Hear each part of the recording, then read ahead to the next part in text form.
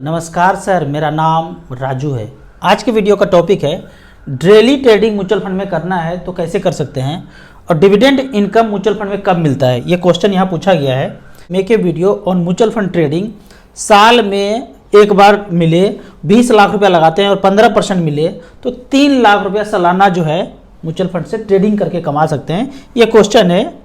तो पहली बात, म्यूचुअल फंड में ट्रेडिंग नहीं हो और ट्रेडिंग सिर्फ शेयर बाज़ार में हो, जिनको जो ज़्यादा अपने आप को एक्सपर्ट समझते हैं वो शेयर बाज़ार में करें।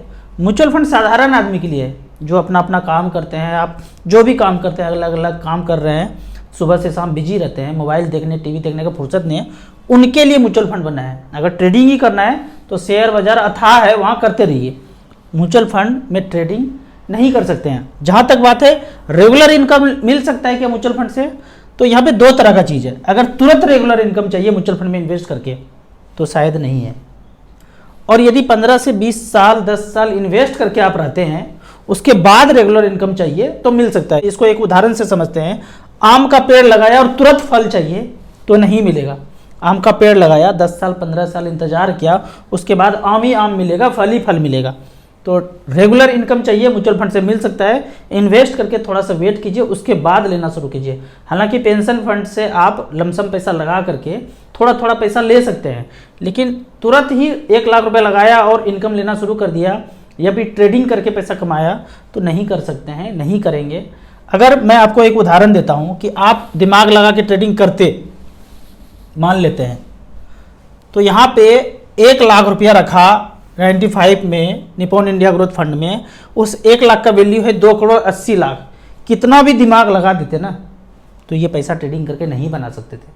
अगर बना सकते हैं तो शेयर बाजार आपके लिए अच्छा है, वहाँ 2 करोड़ क्यों 1000 करोड़ भी बना सकते हैं।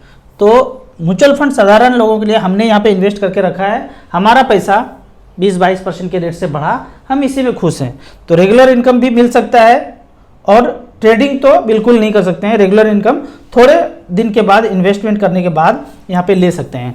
दूसरा है, यहाँ पे क्वेश्चन पूछा गया है, सर अभी हेल्थ इंश्योरेंस पॉलिसी जरूरी है क्या, या फिर ना लें और उस पैसे को म्यूचुअल फंड में इन्वेस्ट कर दें। अगर तो आपके पास कम पैसा है, जैसे कि मैंने कभी नहीं लिया हेल्थ इंश्योरेंस, वो सारा पैसा को इन्वेस्ट करते गया। जहाँ बात हेल्थ का आता है थोड़ा सा ना खोपड़ी का ब्लूटूथ और ज़्यादा ऑन करना है। म्यूचुअल फंड में तो किए हैं, थोड़ा सा हेल्थ वाले में भी करना है और थोड़ा सा जागरूक रहना है।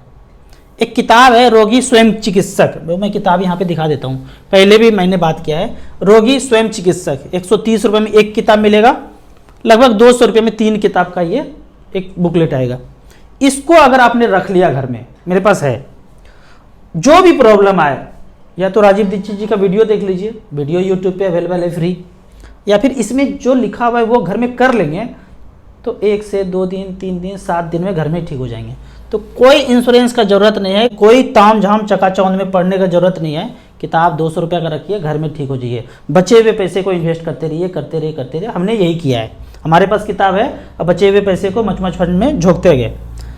एक क्वेश्चन है कि 15 साल के बाद फाइनेंशियल फ्रीडम मिल जाएगा क्या। यहाँ पे क्वेश्चन है कि 29 साल हमारा एज है और प्राइवेट ट्यूटर हैं और 5000 रुपये पर मंथ बचा सकते हैं, कितने समय में फाइनेंशियल फ्रीडम पा सकते हैं। बंगाल से हैं, ये पूछ रहे हैं कितने समय में फाइनेंशियल फ्रीडम पा सकते हैं। मेरा कहना है कि कोई भी काम करते हो, कैसा भी काम करते हो, कितना भी कमाते हो, पक्का फाइनेंशियल फ्रीडम मिल सकता है। आप जितना भी कमाते हैं उसको खर्च करने के बाद वो सारे पैसे को इन्वेस्ट करते जाइए मिड कैप स्मॉल कैप में। हमने अपनी ज़िंदगी में यही किया है। खर्चा करने के बाद जो भी पैसा बचा झोंकते चला गया। ज़िंदगी में एक चीज़ नहीं होना चाहिए, बीमारी नहीं होना चाहिए ईएमआई का। घर ले लिया, प्लॉट ले लिया, ऊपर मकान बना दिया, रेंट पे लगा दिया, गाड़ी ले लिया, ईएमआई कर लिया, ये बीमारी नहीं पालना है। हमने ये बीमारी नहीं पाला। अगर ये आपकी ज़िंदगी में नहीं है, ईएमआई कर्ज, और जितना भी पैसा कमाते हैं आप, 10,000 कमाते हैं, 8,000 कमाते हैं, 15,000 कमाते हैं, खर्च करने के बाद जो भी पैसा बचे 1,000 2,000 4,000 5,000 उसको झोंकते जाइए। फाइनेंशियल फ्रीडम 15 साल में मिल जाएगा। यहाँ पे मैं आपको एक उदाहरण दिखाता हूँ कि 15 साल में हुआ क्या है। पिछले 15 साल में मिड कैप हमने सेलेक्ट किया है, 5,000 रुपये पर मंथ अगर किसी ने किया है तो HDFC मिड कैप अपॉर्चुनिटी ने 9 लाख का बनाया है 48 लाख रुपया। 48-49 लाख रुपये जिनकी ज़िंदगी में होगा ना, वो फाइनेंशियल फ्रीडम पा लिए। एक गलत अर्थ लेते हैं लोग यहाँ पे और भी फंड देखें, कोटक इमर्जिंग ने 45 बनाया है, निपॉन इंडिया ग्रोथ फंड ने 38 लाख रुपए बनाया है। गलत अर्थ ये लेते हैं कि फाइनेंशियल फ्रीडम मतलब अब कुछ भी नहीं करना है, मर्जी से एकदम सो के रहना है, ऐसा नहीं है। फाइनेंशियल फ्रीडम मेरे अनुसार है कि अब अपनी मर्जी से काम करना है, वो किसी के बंधन में काम नहीं करना है, मजबूरी में काम नहीं करना है। मेरे साथ ऐसा हुआ, लोग पूछते भी हैं आप क्यों काम करते हैं, आप वीडियो कम क्यों बनाते हैं, यूट्यूब से पैसा क्यों कमा रहे हैं। हम ये काम इसलिए करते हैं कि मुझे काम करने में ये मज़ा आता है। शुरुआत के दिनों में हमने ये सोचा था कि कोई काम नहीं करेंगे, 6 महीने तक घर में सोते रहे। ऐसा करने के बाद कुछ नहीं करता था, ऐसा करने के बाद कोलेस्ट्रॉल हो गया 1200, मरने के कगार पे थे, सुन्न हो गया था शरीर। उसके बाद लगा कि नहीं, कुछ ना कुछ तो करना पड़ेगा जिंदा रहते हुए। तो हमने ये काम करना शुरू किया। शुरू के 2 साल तक यूट्यूब से कुछ भी नहीं आया, न चाहा था कि कुछ आए। हमने तो कभी एक्सपेक्ट नहीं किया था कि म्यूचुअल फंड का नॉलेज इतना अच्छा लोगों को पसंद आएगा और मुझे पैसे भी आएंगे, हमने कभी नहीं सोचा था। धीरे धीरे करके टाइम बढ़ता गया, अभी लोग व्यू बढ़ते गए और पैसा कभी 50,000, कभी 60,000, कभी 70,000 आ जाता है। तो अलग से 3 BHK घर ले लिया हूँ, अलग से ये ताम झाम लगा दिया हूँ, लगभग जितना पैसा आता है खर्च ही हो जाता है। तो इस तरह से करके हमने कभी सोचा नहीं था। कुछ लोग बोलते हैं ना कि यूट्यूब से पैसा कमाना है, अगर ये सोचेंगे कि यूट्यूब से पैसा कमाना है तो कभी नहीं कमा पाएंगे। अगर जो व्यक्ति पैसे के लिए आएंगे तो पैसा नहीं कमा पाएंगे, लेकिन जो पैशन के लिए आएंगे पैसा अपने आप धीरे धीरे बाद में आते रहेगा। क्योंकि आप पैसे के लिए आएंगे ना, 2 महीना, 4 महीना, 6 महीना के बाद आप फ्रस्ट्रेट होकर छोड़ देंगे। मुझे पैसा नहीं भी आता ना तो भी मैं रोज वीडियो बनाते रहता, आप लोग का क्वेश्चन कमेंट्स आते रहता और मैं वीडियो बनाते रहता, क्योंकि अंदर खलबली मचते रहता है कि भाई जाके जवाब दे देते हैं, हमें आता है तो हम जाके दे देते हैं। तो इस तरह से करके जर्नी आगे हुआ। अब आगे बढ़ते हैं, अगला क्वेश्चन देखते हैं। राजू जी, क्या 2024 में इलेक्शन के बाद कुछ इफेक्ट आएगा क्या म्यूचुअल फंड में? पक्का आएगा। आँख खुला रखिए, कान खुला रखिए, खोपड़ी का ब्लूटूथ ज़्यादा ऑन रखिए। जो चैनल बताया हूँ, knocking news, नीडर India, fact Alva's, ये सब को देखते रहिए, बहुत बड़ा कुछ होने वाला है। होएगा, उथल पुथल होएगा, तो नज़र रखिए क्या करना है, वो आगे भी बताएंगे। होगा कुछ बड़ा तगड़ा। आगे देखते हैं अगला क्वेश्चन। हम जो म्यूचुअल फंड में पैसा डालते हैं, पैसा बढ़ता कैसे है? कंपनी से जुड़ी हुई है, पैसा कौन देता है, हमारा पैसा बढ़ता कैसे है? क्वेश्चन ये है कि हमारा पैसा म्यूचुअल फंड में बढ़ता कैसे है। इसको ऐसे समझिए, आपने एक प्लॉट खरीदा, ये कागज आ गया आपके पास, 10 लाख का प्लॉट खरीदा। अब वो कागज घुमा करके महेश को दे दिया 12 लाख में, उसके पास भी वही कागज आ गया। अब वो कागज 1-2 साल के बाद घुमा करके सुरेश को दे दिए, 15 लाख का उसके पास हो गया प्लॉट। वो कागज है कि प्लॉट अपने जगह पे है, आज है, कल है, 1000 साल पहले था, 10,000 पहले था, वो प्लॉट अपने जगह पे ये बेचारा। इस सुरेश अब बोल रहा है कि 15 लाख का मेरा है, ये दे दिया आप महेश को 20 लाख का। तो कागज घूम रहा है, प्लॉट अपने जगह पे है। बीच बीच में कभी कभी फल आ जाता है, आम आ जाता है, लीची आ जाता है, वो रेगुलर इनकम की तरह वो आ रहा है और प्लॉट का दाम ऐसे बढ़ गया। यहां बात शेयर का देख लेते हैं। शेयर भी हमारे पास है, हमने बेच करके सुरेश को दे दिया, फिर सुरेश को लगा कि भाई हमको पैसा चाहिए कैश में, तो ये बेच के महेश को दे दिया, फिर महेश बेच के गणेश को दे दिया। तो इस तरह से शेयर का सर्टिफिकेट चलता जा रहा है, कागज चलते जा रहा है, शेयर अपने जगह पे है। बीच बीच में कभी कभी कंपनी डिविडेंड देता है, वो अकाउंट में आ जाता है। तो वहाँ आम मिलता था, फल मिलता था, यहाँ डिविडेंड के रूप में पैसा मिल जाता है। और पैसा बढ़ता ऐसे है कि हम खरीदेंगे, वो हम में पैसा थोड़ा थोड़ा बढ़ते रहता है। पूछा जाता है कि डिविडेंड कब कब मिलता है म्यूचुअल फंड में? कभी तो देखते ही नहीं है डिविडेंड मिलता है, डिविडेंड लिखा होता है, डिविडेंड मिलता नहीं है। यहाँ पे क्वेश्चन भी पूछा गया है कि टाटा डिविडेंड फंड में पैसा लगाया था, अब डिविडेंड कब मिलेगा? ये नाम है भाई, नाम है, शुद्ध घी नाम है, शुद्ध होगा कोई जरूरी नहीं है। टाटा डिविडेंड फंड डिविडेंड देगा ये जरूरी नहीं, नाम है। तो इस तरह का नाम थोड़ा सा कंफ्यूजिंग है, ऐसा होना नहीं चाहिए, कंफ्यूजिंग नाम देना नहीं चाहिए इन्वेस्टर के लिए। यहाँ पे मैं आपको एक उदाहरण से समझाता हूँ। आपने क्वेश्चन पूछ रहे हैं कि डिविडेंड कब मिलेगा, आपने मच फंड में पैसा डाल दिया 1 लाख रुपया, वो फंड मैनेजर है, फंड मैनेजर अलग अलग कंपनी में पैसा डाल दिया, 60 से 70 कंपनी में पैसा डाल दिया। इस तरह से करके मान लेते हैं कि आपने SBI स्मॉल कैप में पैसा डाला और इतना कंपनी में SBI के फंड मैनेजर ने पैसा डाल दिया।